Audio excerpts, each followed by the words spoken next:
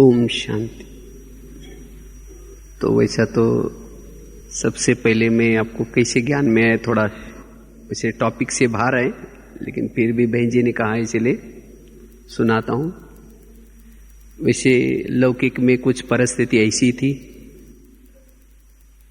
जिसके कारण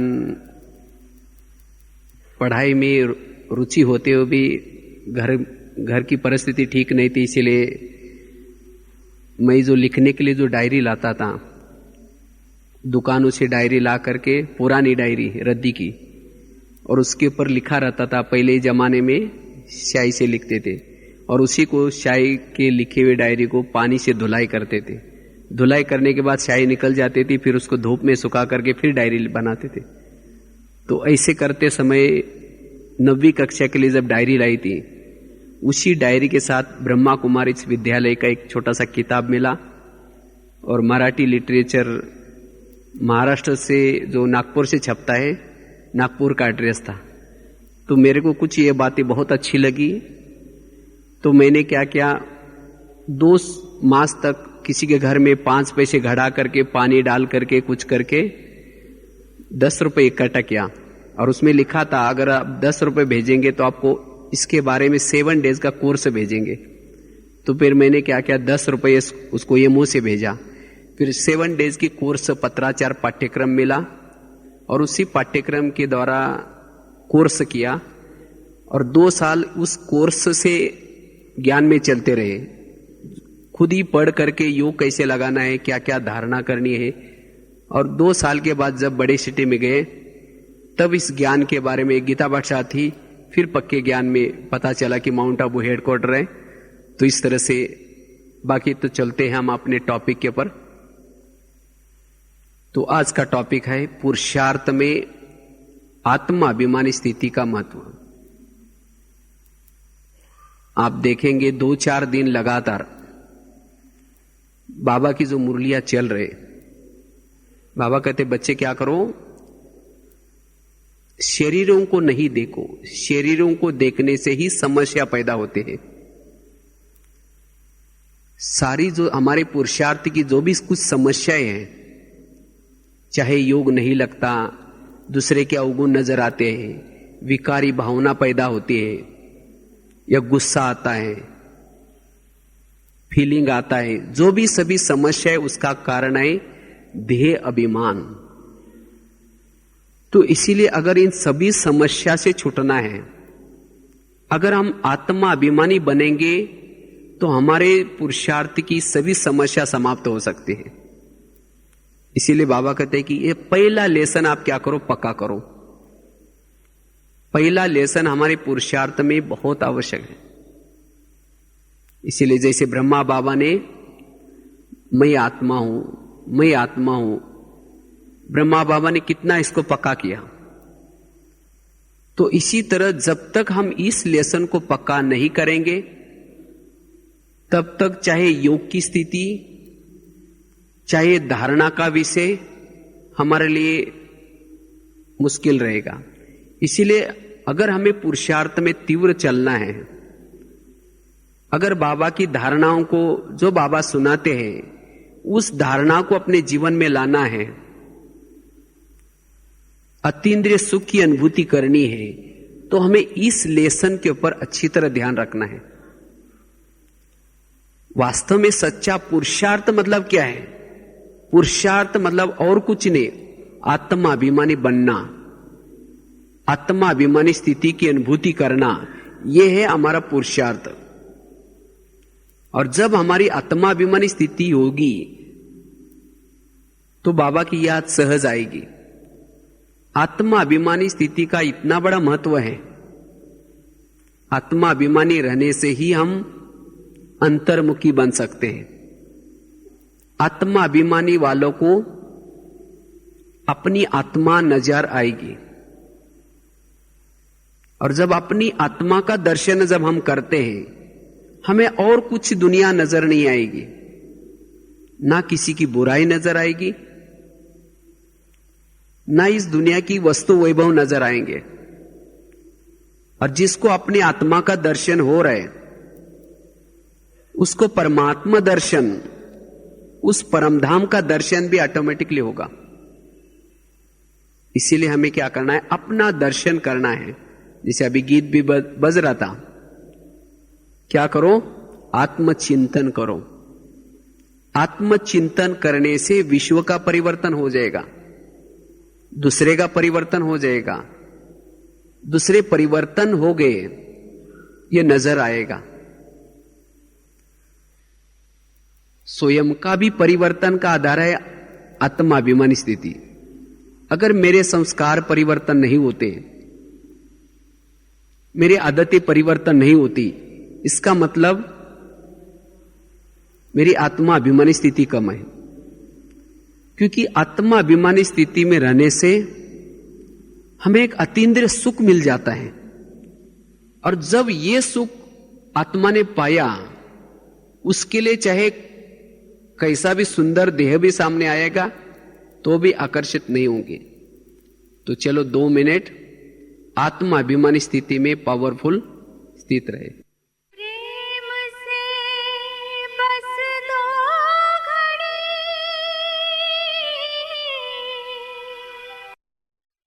तो सुना रहे थे कि किस तरह से पुरुषार्थ में हमें ये आत्माभिमानी स्थिति का कितना बड़ा महत्व है।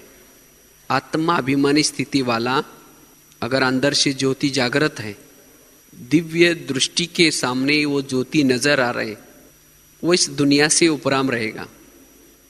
भले आंखें खुली है, रास्ते में चल रहे, लेकिन उपराम स्थिति। और आत्माभिमानी स्थिति वाला, उसको अपनी आत्मा नजर आती है। इसके कारण वो इस संसार की बातों को, वस्तु वैभव को, व्यक्तियों को देखते हुए भी न देखेगा। भले अपना कार्य कर रहा है, लेकिन देखते हुए भी न देखने की अवस्था रहेगी। और जब सारा दिन ऐसी हमारी वो अवस्था है, और जब शाम को योग लगाने के लिए हम बैठते हैं,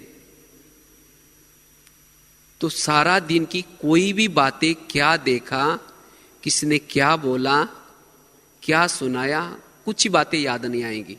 बस बैठे योग में बाबा की याद, जहां मन लगाना चाहिए, जहां बुद्धि लगाना चाहिए, वहां लगेगी, और योग की बहुत अच्छी अनुभूति कर पाएंगे।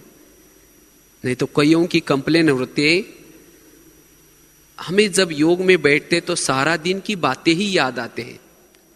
योग लगाने के लिए बैठते हैं, लेकिन योग में बाबा का चिंतन कुछ समय तक चलता है, फिर वही बातें याद आते। क्यों याद आते हैं? क्योंकि सारा दिन सोल कॉन्शियस में नहीं रहे। इसीलिए अगर हम ये प्रैक्टिस करेंगे बार बार, तो सहज हमारा योग भी अच्छा रहेगा। इसीलिए बाबा ने कुछ दिन पहले एक मुरली चलाई, अगर अंतिम समय पास विथ ऑनर होना है तो ये ड्रिल करो, अशरीरी बनने की ड्रिल करो, और ये ड्रिल ही हमें पास विथ ऑनर बना देगी। अशरीरी स्थिति या आत्माभिमानी स्थिति मायाजीत बनने का ब्रह्मास्त्र है। जो अशरीरी अवस्था या आत्माभिमानी स्थिति में रहता है, माया की हिम्मत नहीं उसके पास आने की। रावण आता है, सीता क्या करते हैं? तीली जलाते हैं। जब तीली जलाते हैं, उस समय रावण उसको टच भी नहीं कर सकता। इसी तरह हमें भी क्या करना है? सदा ही अपनी तीली जला करके रखना है, अर्थात सोल कॉन्शियस में रहना है। जब सोल कॉन्शियस में रहेंगे तो माया नहीं आएगी। तो माया क्या करते हैं? माया देहाभिमान में लाने की कोशिश करते हैं।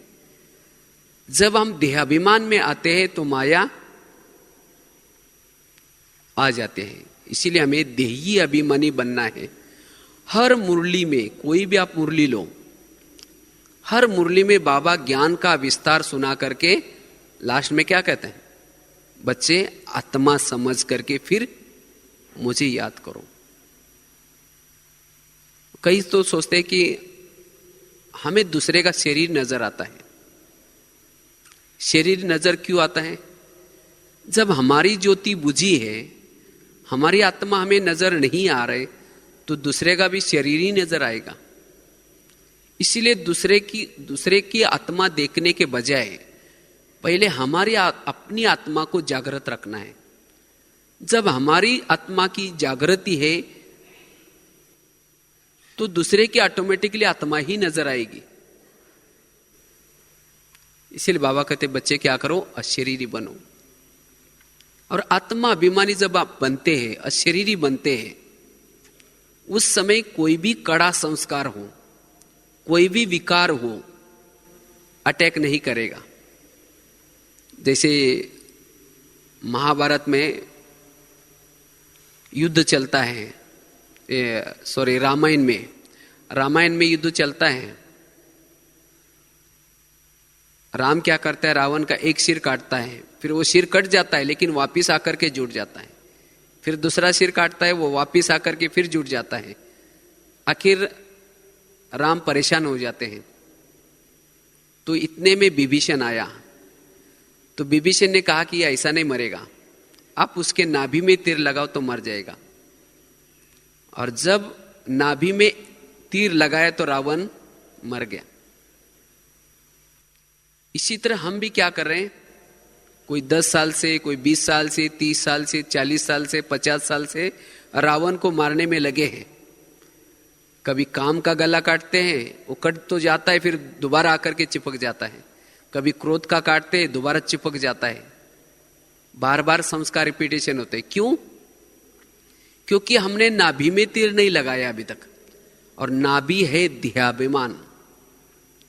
जब हम देहाभिमान को खत्म करेंगे, रावण का काम का भी गला कट जाएगा, क्रोध का भी कटेगा, लोभ का, सभी विकारों के गले कट जाएंगे। यह है शॉर्टकट का पुरुषार्थ। अगर आप लास्ट आए हैं तो ये नहीं सोचो कि भाई जो आए हैं वो सब आगे चले गए, कोई बात नहीं। फिर से अगर ये मूल पुरुषार्थ का आप अभ्यास करेंगे, आत्माभिमानी स्थिति का, जो आगे गए वहां तक आप पहुंच सकते हैं। यह है शॉर्टकट का पुरुषार्थ। इसीलिए हमें यह धून लगाना है अंदर से अंदर, आत्मा हूं, और उस ज्योति को निरंतर जागृत करना है। वैसे तो महाभारत में भी इस बात को दिखाया है। गांधारी ने दुर्योधन को अपने पास बुलाया था, लेकिन उसको कहा कि आप क्या कैसे आना, निवस्त्र आना, मतलब वस्त्र पहनकर नहीं आना। लेकिन वो शर्म के मारे क्या करता है, अपने पूरे वस्त्र नहीं उतारता। और उसी समय जहां उसको गांधारी की दृष्टि नहीं पड़ी, वही उसको कमजोरी रह गई, और उसी में वो वही मारा गया। तो इसी तरह बाबा कहते बच्चे, जब बाबा के सामने बैठते हो तो कैसे बैठो, अशरीरी होकर के बैठो। अशरीरी बनने से हम शक्तिशाली बनते हैं, जो आपको माया कभी भी आपके पास नहीं आ सकती। तो इसीलिए हमें क्या करना है, अशरीरी बनने का अभ्यास करना है। अशरीरी आत्माभिमानी बनने से, वैसे तो आप कहेंगे आत्माभिमानी, अशरीरी और बिंदु रूप में क्या फर्क है? आत्माभिमानी की पावरफुल स्थिति है अशरीरी, और उसकी पावरफुल स्थिति है बिंदु रूप स्थिति। अगर मुझे बिंदु रूप स्थिति की अनुभूति करनी है तो पहली कौन सी चाहिए? आत्माभिमानी स्थिति चाहिए। जब हमारी आत्माभिमानी स्थिति रहती है तो ऑटोमेटिकली हम अशरीरी भी बनते हैं, और जब अशरीरी बनेंगे तब बिंदु रूप स्थिति भी बन जाते हैं। तो इसलिए पहले हमें क्या करना है, आत्माभिमानी बनना है। और जो सोल कॉन्शियस आत्माभिमानी वाला है, वो कभी ये नहीं कहेगा कि हमको योग करने के लिए टाइम ही नहीं मिलता है। भले रास्ते में चल रहा है, कर्म कर रहा है, लेकिन उसका योग बाबा से लगा हुआ है, अशरीरी वाला का। क्योंकि अशरीरी रहने से या आत्माभिमानी रहने से बुद्धि बाबा के तरफ, अपने घर के तरफ ऑटोमेटिकली खींची हुई रहते हैं। यह नियम ये, जो आत्माभिमानी वाला है उसकी बुद्धि बाबा के तरफ। और बाबा ने भी एक बहुत अच्छे बहुत पुरानी मुरली में एक बात कही थी, जो आत्माभिमानी है मैं उनके साथ कंबाइंड हूं, मैं उसके साथ ही हूं। तो इसलिए बाबा को अगर हमारे साथ में रखना है, बाबा के याद में रहना है, तो हमें क्या करना है? आत्माभिमानी बनना है। और जो आत्माभिमानी होता है, जिसके शरीर रूपी घर में आत्मा की ज्योति जागृत है, वहां कोई भी विकार रूपी भूत नहीं आ सकता। भूत वही आता है जो अंधेरा है। जैसे पहले जमाने में कहते हैं गांव गांव में भूत रहते थे, लेकिन आजकल नहीं है। क्यों नहीं है? क्योंकि गांव गांव में क्या हो गए? लाइट हो गई, और लाइट, जहां लाइट होते वहां भूत नहीं रहता। तो इसी तरह शरीर रूपी घर में भी माया रूपी भूत कब से आ गया? जब से ये आत्मा की एनर्जी कम हो गई, लाइट कम हो गई, डिम हो गई, उसके बाद क्या हो गया? एक भूत आया, दूसरा आया, तीसरा आया, और पूरा ये शरीर रूपी घर भूत बंगला बन गया। अभी इन भूतों को घर से बाहर निकालना है, तो क्या करना है? बस लाइट को जला करके रखना है। अगर अभी भी हमारा ध्यान नहीं है इस अभ्यास के ऊपर, और विकारों को निकालने की कोशिश कर रहे, नहीं जाएंगे। क्योंकि विकारों को पसंद है क्या है? अंधेरा। इसीलिए बाबा कहते बच्चे क्या करो? आत्माभिमानी बनो, विकारों को भगाने की कोशिश नहीं करो। जब आप आत्माभिमानी बनेंगे तो विकार ऑटोमेटिकली आपका बंगला छोड़ करके निकल जाएंगे, और उसके जगह पर क्या आएंगे? दैवी गुण। आत्मा अभिमानी बनने से विकार चले जाएंगे और दैवी गुण आएंगे। दैवी गुण कोई धारण करने की चीज नहीं है, सहन करना, धारण करने की कोई जरूरत नहीं है, अंतर्मुखी बनने की कोई जरूरत नहीं। आप जब आत्माभिमानी बनते हैं, अंतर्मुखता, धैर्यता, सहनशीलता, शांति, प्रेम, ये सब गुण ऑटोमेटिकली डेवलप हो जाएंगे, सभी गुण डेवलप हो जाएंगे। इसीलिए बाबा कहते बच्चे आत्माभिमानी बनो। जैसे अभी ये अपना व्रत चल रहा है मूल्यनिष्ठ समाज, तो मूल्य हमारे जीवन में आने के लिए मूल्यों का स्रोत है आत्माभिमानी स्थिति। अगर मेरे अंदर देहाभिमान होगा तो गुण डेवलप नहीं होंगे। इसीलिए ब्रह्मा बाबा ने अंतिम समय 18 जनवरी में 3 बातें कह के गए, बच्चे निराकारी बनो, निर्विकारी बनो और निरहंकारी बनो। जो निराकारी अवस्था में रहता है वो निर्विकारी बनेगा, और जो निर्विकारी बनेगा वो निरहंकारी बनेगा, और निरहंकारी बनने वाला निराकारी अवस्था में को प्राप्त करेगा। तो हम चेक कर सकते कि मेरी आत्माभिमानी स्थिति कितनी है।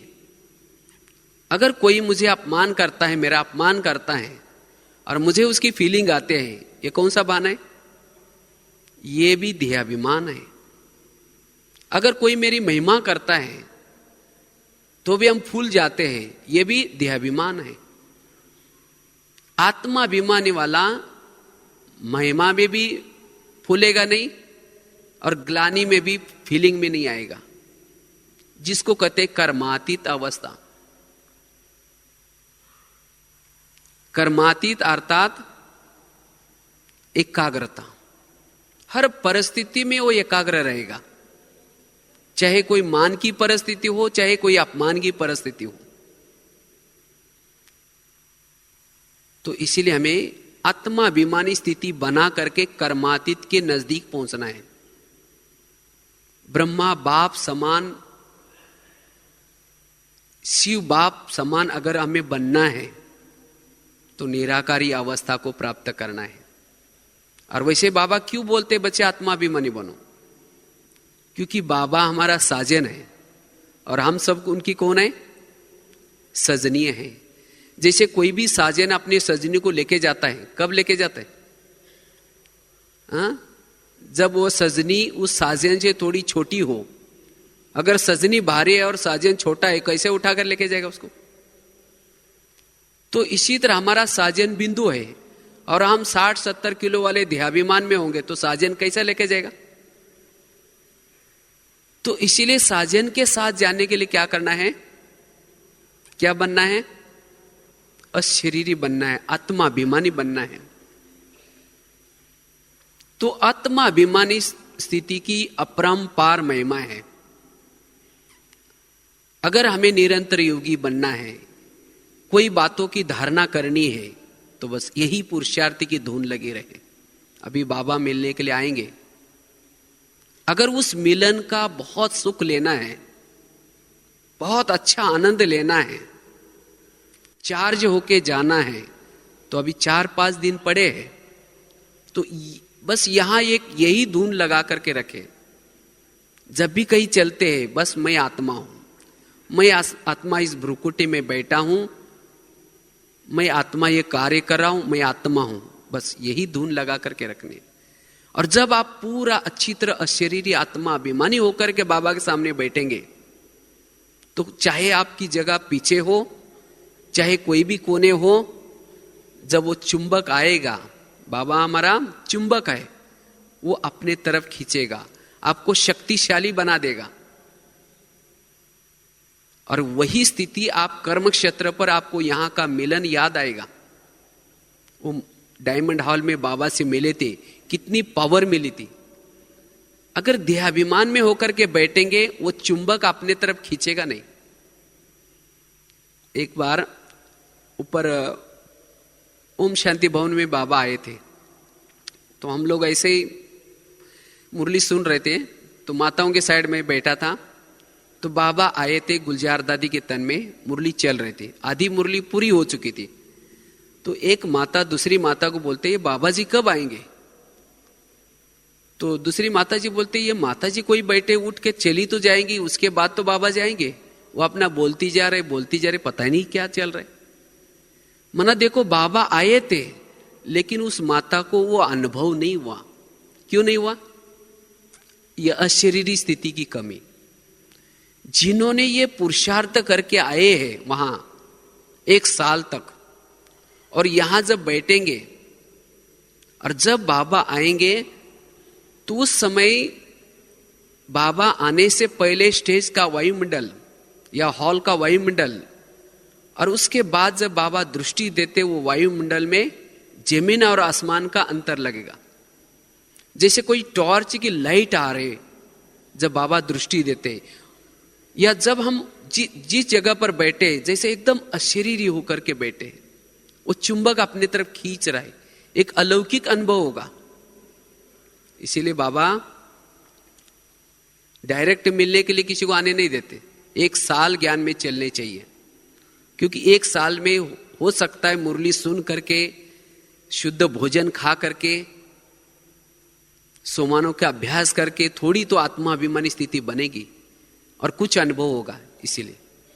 इसीलिए अभी मिलन की अनुभूति करने के लिए हमें ये धून लगाने हैं अशरीरी बनने के, और उसके लिए आत्माभिमानी बनने के लिए जितना हम कम देखेंगे अर्थात कोई भी चीजों को जब गौर से देखते हैं, हमारी पावर वेस्टेज हो जाते हैं। कोई भी बातों को गौर से सुनते हैं, दुनियावी बातें, या कहेंगे आप यहां इकट्ठे हुए, मेरे आप कैसे हो भाई, क्या हो भाई, ये कोई लौकिक बातें करने का समय नहीं है, या ये वो स्थान नहीं है। यह हम कोशिश करते क्या करें, समेट ले, थोड़े से शब्दों में बोल करके, समाचार सुना करके अंतर्मुखी बन जाए, और बस अंदर से वो अभ्यास करते रहे। और जब हमारा ये अभ्यास होगा और जब हम बाबा के सामने बैठेंगे, तो बहुत अच्छा आनंद आएगा। तो इसीलिए हमें अशरीरी या आत्माभिमानी बनने का क्या करना है, अभ्यास करना है। नहीं तो जैसे अगर कोई लोहे का टुकड़ा कोई कपड़े के अंदर लपेट करके चुंबक के सामने डालो तो चुंबक खींचेगा? नहीं खींचेगा। कपड़े के अंदर लपेट करके डाला है, अगर उसी को आप खुला रखेंगे तो चुंबक क्या करेगा? तुरंत खींच देगा। इसी तरह देहाभिमान में होकर के बाबा के सामने बैठे हैं तो बाबा चुंबक कैसा खींचेगा? अगर नहीं खींच रहा है इसका मतलब चुंबक में कुछ गड़बड़ है। ऐसा गड़बड़े में हमारे में है। तो इसीलिए हमें क्या करना है? यह आत्माभिमानी स्थिति में रहना है। इसीलिए बाबा हर मुरली में कहते हैं बच्चे क्या करो? आत्मा समझो। और आत्माभिमानी स्थिति में रहने से सदा ही हम, जैसे एक तो बताया अतीन्द्रिय सुख मिलता है, गुणों की धारणा होती है, बाबा की याद सहज होती है, और जो भी आप धारणा करना चाहते हैं, जैसे पवित्रता की धारणा, कईयों की ये रहता है कि मुझे दूसरे का शरीर देखने के बाद क्या होता है? अपवित्रता के संकल्प चलते हैं। ये क्यों होता है? क्योंकि देहाभिमान के कारण। जो आत्माभिमानी स्थिति में रहते हैं उनका ये प्रॉब्लम खत्म हो जाएगा, उनकी स्थिति नेचुरल रहेगी, उनको कोई भी कैसा भी व्यक्ति हो आकर्षित नहीं करेगा। क्यों? क्योंकि आत्माभिमानी स्थिति बनाने के लिए भी एनर्जी लगती है। और वो कौन सी एनर्जी? वो एनर्जी एकाग्रता की। जब आप एकाग्रता का अभ्यास करेंगे तो आपके शरीर का जो बल है वो बल आत्माभिमानी स्थिति बनाने में यूज होगा। तो फिर शरीर के अंदर आंखों को ना बुरा देखने की, मुंह को परचिंतन ना करने का, हाथ को किसी को थप्पड़ मारने की कोई पावर नहीं रहेगी। जो ये एकाग्रता का अभ्यास नहीं करते उनको ये ऊर्जा क्या करेगी? कहीं ना कहीं से निकलेगी तो सही। क्योंकि हमारे शरीर में एक अपवित्रता की, जो भोजन हम करते हैं उसकी ऊर्जा होते हैं। अगर इस ऊर्जा को एकाग्रता के द्वारा सोल कॉन्शियस बनाने में यूज करते हैं तब फिर हमारी एक एक कर्मेंद्रिया शीतल बन जाते हैं। इसीलिए बाबा कहते हैं ना बच्चे, पवित्रता का अभ्यास करने के लिए, पवित्र बनने के लिए आत्माभिमानी स्थिति का अभ्यास करो। और जब आप एकाग्रता के द्वारा आपकी जब ज्योति जागृत रहेगी तो किसी के तरफ भी देखेंगे आपकी दृष्टि क्रिमिनल नहीं होगी, चंचल नहीं होगी, नेचुरल वो स्थिति रहेगी। इसीलिए पवित्रता का अगर पाठ पक्का करना है, हमें ये आत्माभिमानी स्थिति को बनाना है, आत्माभिमानी स्थिति में रहना है। और आत्माभिमानी स्थिति रहने वाले, आत्माभिमानी स्थिति में रहने वाले फिजिकल के रूप में बीमार भी नहीं पड़ेंगे। चलो यहां तक की थोड़ी बात निराली है, लेकिन जैसे बाबा कहते हैं ना, भाई सतयुग में कोई भी बीमार नहीं पड़ता। क्यों बीमार नहीं पड़ता? क्योंकि सतयुग में हमारी आत्मा की पावरफुल स्टेज होते हैं। बीमारी क्या होता है? बीमारी अर्थात जहां तक आत्मा की लाइट पहुंचती नहीं वहां के सेल्स क्या होते हैं? डेड हो जाते हैं, मर जाते हैं। क्योंकि आत्मा का करंट चारों तरफ फैला हुआ है। जब आत्मा शरीर में होते हैं, आत्मा का हर इंद्रिय में करंट है और इसीलिए वो इंद्रिया क्या हो रहे हैं? हलचल में आ रहे। और जब आत्मा चली जाते हैं, जैसे बिजली के अंदर अगर बिजली चली गई तो पंखा क्या हो जाएगा? हिलेगा नहीं। जब करंट होता है तो वो हिलता है।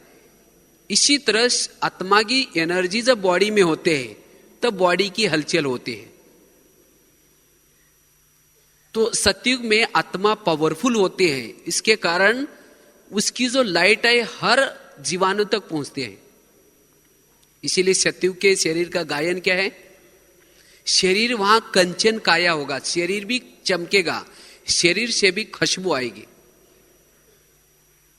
तो इसीलिए हमें क्या करना है, ऐसी दुनिया में जाने के लिए हम आत्मा को अच्छी तरह क्या करना है, चार्ज करना है। तो इसीलिए हमें यह आत्माभिमानी स्थिति की मेहनत करनी है। और जो आत्माभिमानी स्थिति में रहते हैं, आत्माभिमानी स्थिति में रहने से, जैसे कहा कि योग अच्छी तरह लगेगा, संस्कार परिवर्तन होंगे, अतीन्द्रिय सुख मिलेगा, दैवी गुण आएंगे, पवित्रता की धारणा सहज होगी, तो बहुत सारे फायदे होंगे। लेकिन ये आत्माभिमानी स्थिति हम कैसे बनाएं? प्रश्न ये आता है कि ये स्थिति को कैसे बनाएं? आत्माभिमानी स्थिति बनने के लिए हमें किस प्रकार के अभ्यास काम आएंगे? वैसे 5-6 बातें उसके लिए। एक तो पहली बात है, अगर हमें आत्माभिमानी स्थिति बनानी है तो नशे में रहना है। जितना नशे में या सोमान में रहेंगे उतना आपकी सोल कॉन्शियस की स्थिति बनेगी। सोल कॉन्शियस या आत्माभिमानी क्या है? पॉजिटिव चिंतन का ये स्टॉक। जितना आप कम सोचेंगे, अपनी एनर्जी को कम यूज करेंगे, चाहे सोचने में, चाहे बोलने में, चाहे देखने में, इस एनर्जी को बचाना अर्थात आत्मा की ज्योति को चार्ज करना, आत्माभिमानी बनना। तो कोशिश करके हमें वेस्ट को, ज्यादा वेस्ट बोलना नहीं, ज्यादा वेस्ट सोचना नहीं, दृष्टि को भी बचा करके रखना है। जितनी ये आपकी स्थिति बचेगी वही आपकी ज्योति जागृत अनुभव होगी। तो इसीलिए हमें अगर आत्माभिमानी स्थिति बनाने हैं तो सोमानों के अभ्यास करना है। नशा रहे, अलौकिक जीवन की नशा, मैं क्या बन रहा हूं, मुझे कौन मिला,